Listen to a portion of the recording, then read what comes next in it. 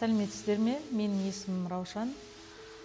Мен осы СБ Дентал клиникасына қиналып келген болатын. Себебі тістерім десналары босап, ауырып, түсіп қалған болатын, аралар ашылып кеткен болатын.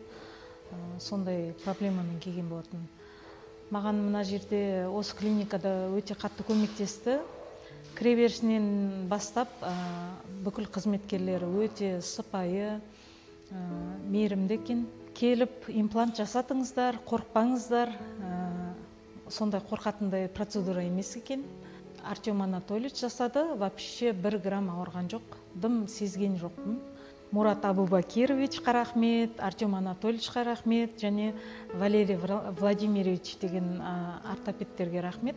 Өйткені көп еңбек сіңірді, ауыртпай бәрін әйбат жасап берді. Өте ризамын.